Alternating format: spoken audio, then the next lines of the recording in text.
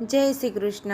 આજે આપણે ભગવાન વિષ્ણુ અને તુલસી માતાની રહસ્યમય કથા વિશે વાત કરીશું અને એ પણ જાણીશું કે આજે પણ ભગવાન વિષ્ણુની પૂજામાં તુલસીના પાન જરૂર ચડાવવામાં આવે છે।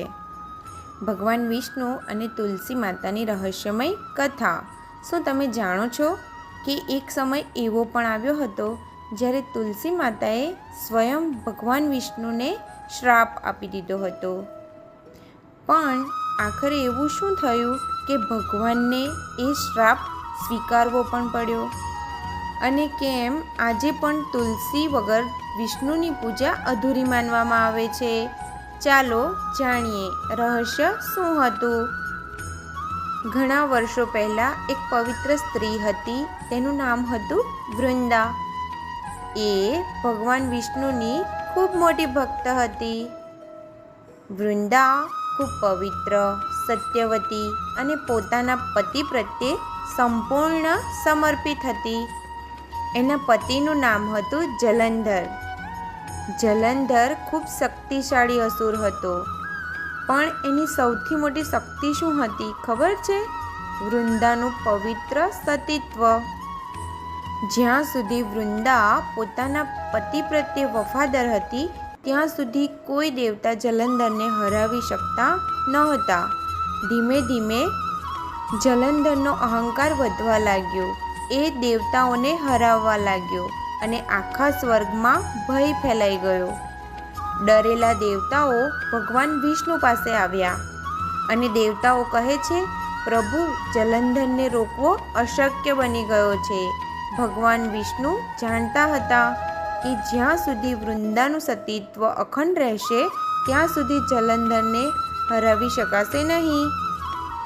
એક દિવસ ભગવાન વિષ્ણુએ જલંધરનું રૂપ ધારણ કર્યું અને વૃંદા સામે આવ્યા। વૃંદાને લાગ્યું કે એના પતિ પાછા આવી ગયા છે, પણ થોડા સમય પછી એને સત્યનો અહેસાસ થયો, આ તો મારા પતિ નથી, આ તો ભગવાન વિષ્ણુ છે। અને એ જ ક્ષણે વૃંદાનું સતીત્વ તૂટી ગયું અને બીજી તરફ દેવતાઓએ જલંધરને યુદ્ધમાં હરાવી દીધો। એક બાજુ વૃંદાની આંખોમાં આંસુ આવી ગયા। એ દુઃખ અને ગુસ્સામાં ભગવાન વિષ્ણુને શ્રાપ આપે છે, જે રીતે આજે મારું જીવન તૂટી ગયું એ જ રીતે તમે પણ પત્નીથી વિયોગ સહન કરશો।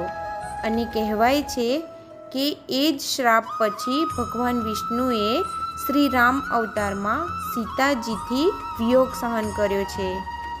વૃંદાના ત્યાગ અને ભક્તિથી પ્રસન્ન થઈને ભગવાન વિષ્ણુએ કહ્યું, આજથી તું તુલસી તરીકે પૂજાશે અને મારી દરેક પૂજા તારા વગર અધૂરી માનવામાં આવશે।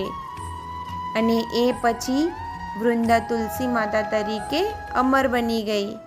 આના પરથી આપણને એ પણ જાણવા મળે છે કે સાચી ભક્તિ અને પવિત્રતા ભગવાનને પણ ઝુકાવી શકે છે, અને એટલે જ આજે પણ તુલસી ભગવાન વિષ્ણુને સૌથી પ્રિય માનવામાં આવે છે।